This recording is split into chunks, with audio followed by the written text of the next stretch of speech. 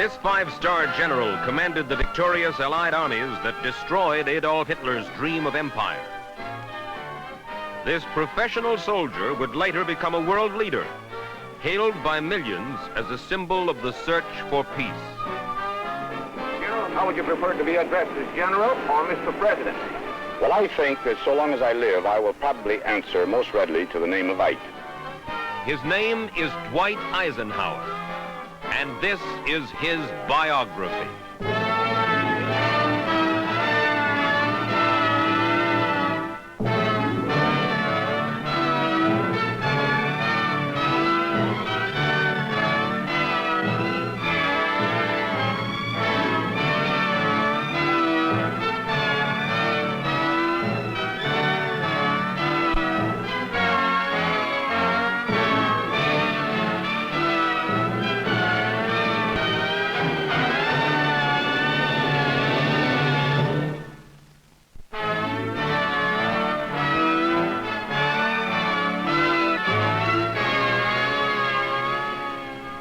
I'm Mike Wallace. This is Biography.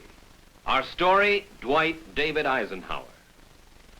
When Dwight Eisenhower graduated from West Point, the class yearbook jokingly observed, Ike must content himself with tea, tiddlywinks, and talk, at all of which he excels. No one guessed that this affable second lieutenant would one day be chosen as his nation's supreme commander in war, its chief executive in peace. June 5th, 1944, the eve of the Allied invasion of Europe. General Dwight Eisenhower walks among his men to wish them good luck and Godspeed. He fears that 80% of these paratroopers may be killed in the first hours of D-Day. But Eisenhower has no choice. The final responsibility for the lives of these men, for the success of history's greatest invasion, rests with Dwight Eisenhower, Supreme Commander of the Allied forces in Europe. Years later, he will call this the climax of my life.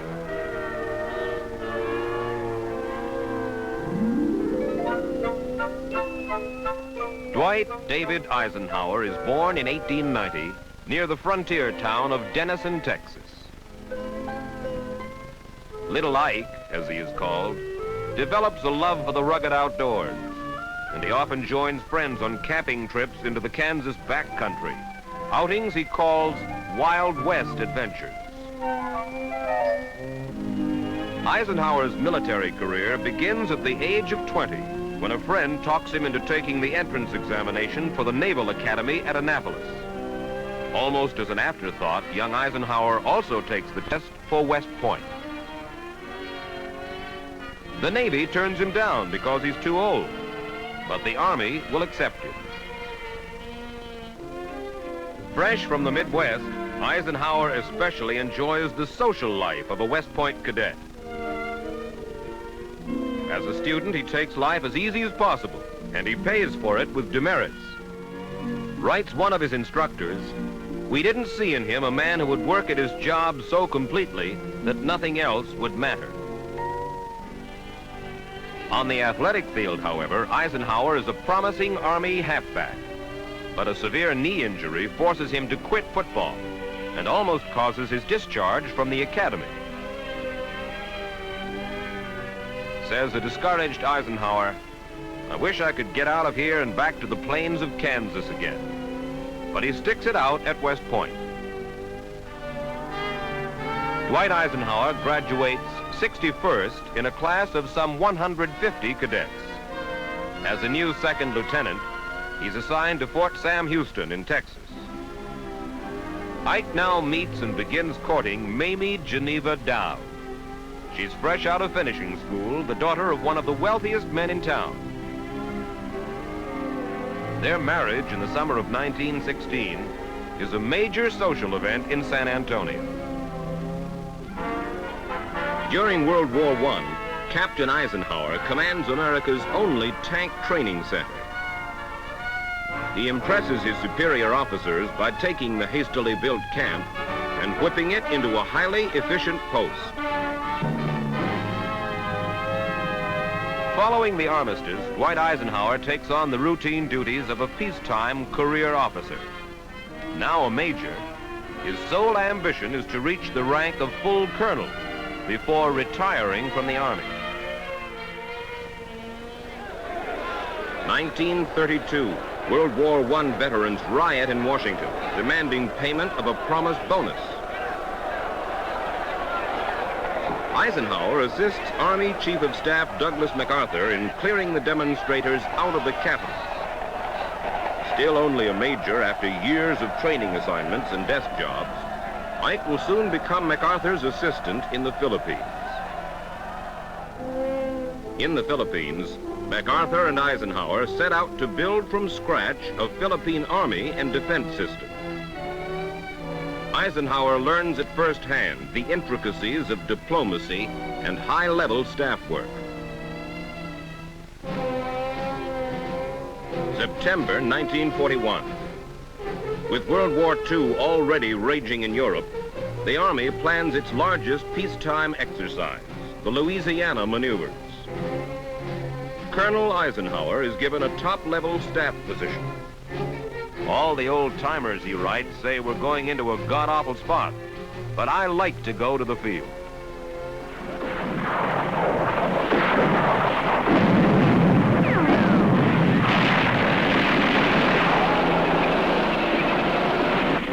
Eisenhower's brilliant staff work in the mock battle brings him to the attention of his superiors and wins him a promotion to brigadier general. The raise in rank surprises Ike. When they get down to my place on the list, he says, they're passing out stars with considerable abandon. 1942. The nation is at war, but Eisenhower is again saddled with a desk job. As chief of the operations division in Washington, however, Eisenhower quickly pinpoints the flaw in America's early wartime strategy. We've got to quit wasting resources all over the world, he warns. We must go to Europe and fight if we are to keep Russia as an ally. The Army's Chief of Staff, General George Marshall, now makes a startling move. He advances Eisenhower over 366 senior officers and appoints him head of the European Theater of Operations. Many say Marshall's decision is a big gamble, but the Chief of Staff insists that Eisenhower's organizational ability, his natural instinct for diplomacy, make him the best man for bringing the United States and the Allies together in close cooperation. December 1943.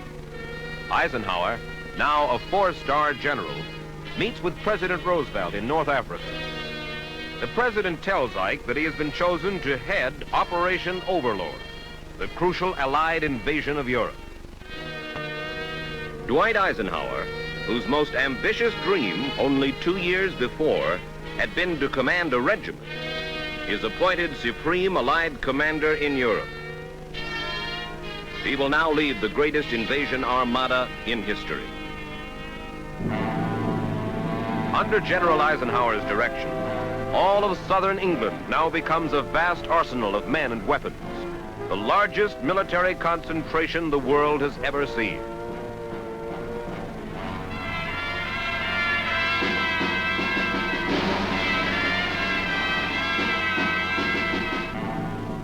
The lives of 250,000 men and the success of Operation Overlord rest on the decisions of one man. Eisenhower alone must give the signal for the cross-channel invasion to begin. Ike has written a strange memo to himself about his responsibility for the invasion's outcome. He carries it in his pocket at all times. The last words read, "If any blame is attached to this attempt, it is mine alone."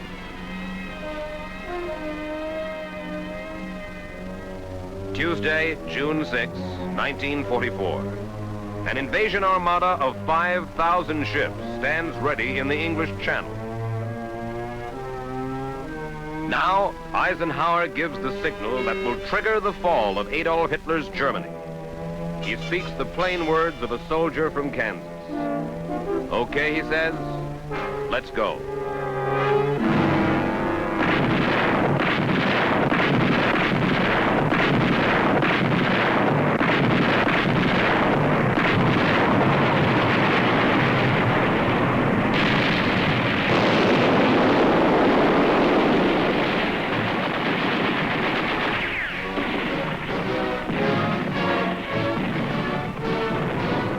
General of Western Europe.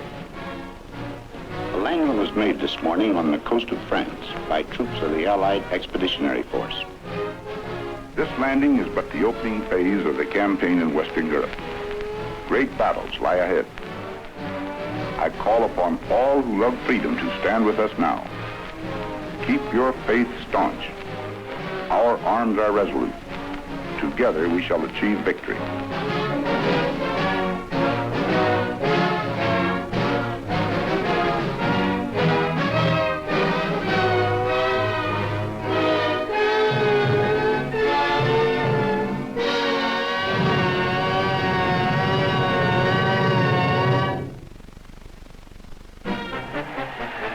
June 1945.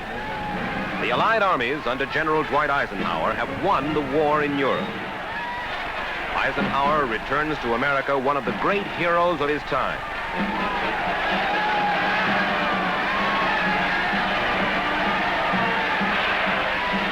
At the height of his reception in New York, Mayor LaGuardia makes the five-star general an honorary citizen of the city.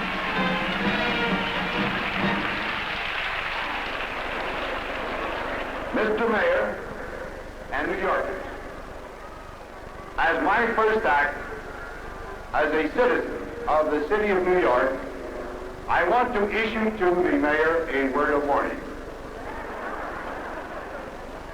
New York simply can't do this to a Kansas farmer boy and keep its reputation for sophistication.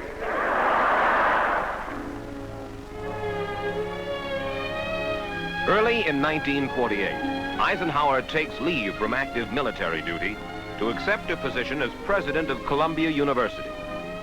His decision brings a wave of political speculation. Many say his position at Columbia is the first step in a Republican plan to groom him for the 1948 presidential nomination. General, how about the rumors about you in politics? I can repeat only what I have so often said before. I intend to have nothing whatsoever to do with partisan politics. I will never seek political office. Moreover, it is my conviction that a man who has spent his life in the professional military service should never enter partisan politics and seek an office. Efforts to sweep Ike into politics continue straight through to convention time, but he insists on playing the part of spectator. The Eisenhower for President movement, however, will continue to grow during the next 4 years.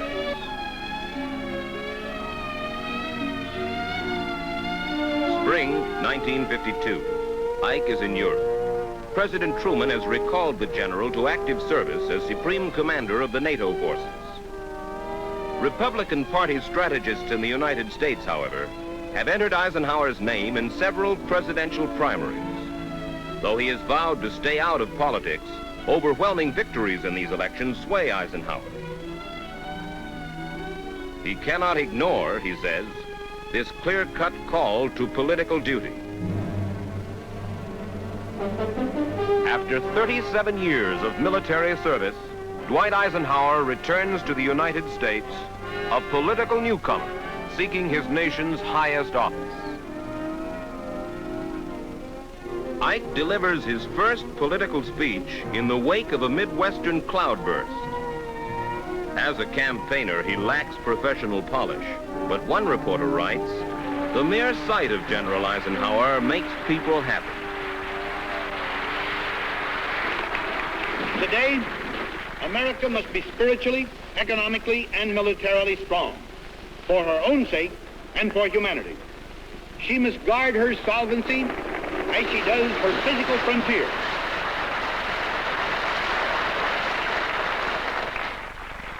Ladies and gentlemen, I believe we can have peace with honor, reasonable security with national solvency. I believe in the future of the United States of America.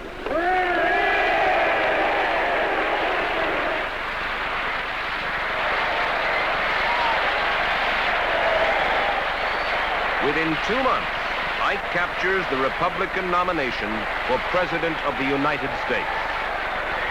Eisenhower, with Senator Richard Nixon as his running mate, begins his presidential campaign. Says one seasoned observer, he must be prepared to meet the sun every day as if it could cast a ballot.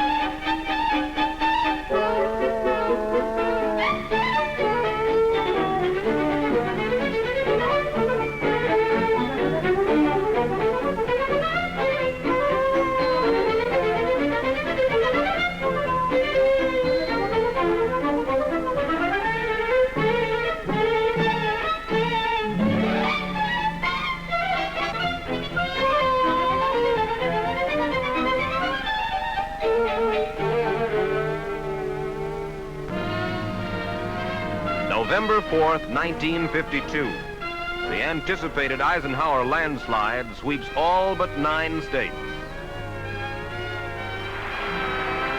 Dwight Eisenhower becomes the president of a nation caught in the turbulence of the 1950s. The people of the free world will look to him as their leader in the fight against communist tyranny and the threat of atomic war.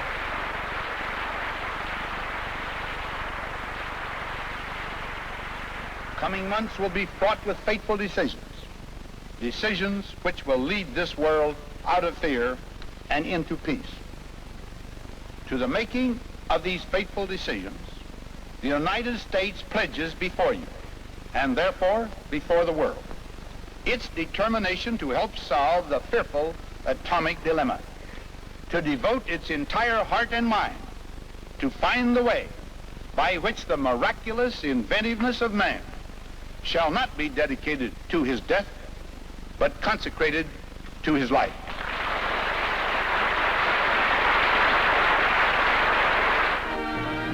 Soon after his Atoms for Peace proposal to the United Nations, Eisenhower goes to Geneva to meet with Soviet Premier Khrushchev. At this summit conference in July 1955, the president boldly proposes that the Soviets open their skies to inspection by the free world. The plan will eventually be rejected by the Russians. But Eisenhower's efforts help momentarily to ease Cold War tensions. He has created a new spirit, the spirit of Geneva. For his role as a peacemaker, Eisenhower is hailed not only by his own nation, but by most of the free world. Now, Ike begins a fateful vacation in Colorado. September 24th, 1955. News that the president has suffered a heart attack stuns the nation. Washington rocks with uncertainty. Market prices plunge. Americans fear they will lose Eisenhower's leadership. The crisis will drag on for months. Finally, early in 1956, Dr. Paul Dudley White reports to the nation. We believe that medically the chances are that the president should be able to carry on an active life satisfactorily for another 5 to 10 years. With the presidential nominations only a few months away, Americans now ask, is Ike willing to run for re-election? Eisenhower's answer is a vigorous yes.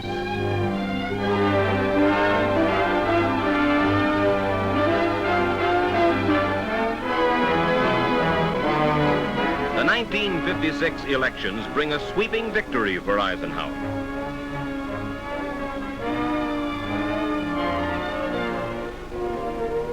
As if to set the stage for his second term, the Cold War erupts momentarily into a shooting war. Against this backdrop of crisis, Dwight Eisenhower begins his most crucial years as president. On October 4th, 1957, the Soviet Union beats America into space with the launching of Sputnik 1. It is a tremendous propaganda victory for communism. Ike's opponents charge that the nation's space program, even the national security, have been neglected in favor of balancing the budget. The president's critics now begin to suggest that he doesn't work hard enough at the presidency. One frequent comment is that he plays too much golf. But Ike refuses to give up these moments of relaxation.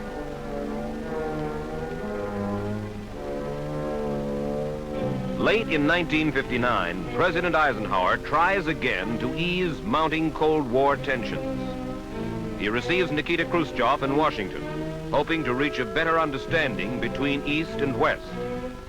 The talks are inconclusive, but preliminary groundwork is laid for a summit conference in the near future. Dwight Eisenhower now travels through Africa, Europe, and Asia on an exhausting goodwill tour. His mission, he says, is peace and understanding among nations. Ike's remarkable personal diplomacy captures the hearts of millions of people. May 1960. On the eve of the most promising summit conference, news out of Moscow shakes the world. Says Pravda, an American U-2 spy plane has been shot down over Russia. Khrushchev charges that its mission was espionage. Washington tries to cover up by denying knowledge of spy flights. But the story backfires and provides the Soviets with an excuse for torpedoing the summit conference. The failure of the summit conference only months before the end of his second term is a deep disappointment for Eisenhower. Regretfully, the president says, we could not in these 8 years get to the place where we could say it now looks as if permanent peace with justice is really in sight. January 1961. Dwight Eisenhower escorts his successor, John F. Kennedy, to the inauguration. Ike will now retire to his farm at Gettysburg, Pennsylvania, his first permanent home in almost half a century of service to his nation. He will continue, however, to be active, both as the nominal head of his party and as an elder statesman. Wherever he travels, Ike receives the same tremendous popular acclaim accorded him during his years as president. History's judgment on Eisenhower, writes one reporter, may be good or bad, but there is little doubt of the American people's judgment. Whatever the sum of his setbacks and successes, Dwight Eisenhower will surely be remembered for having held the abiding affection of the nation he led.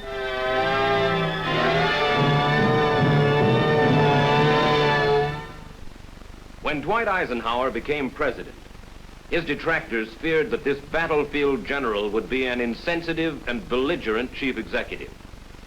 But by the time he stepped down from the presidency, Eisenhower had quieted the fears of his most skeptical critics. Wrote one foreign journalist, "It speaks well of America when its most distinguished man of war proves himself a tireless and inspired champion of peace." Mike Wallace for Biography.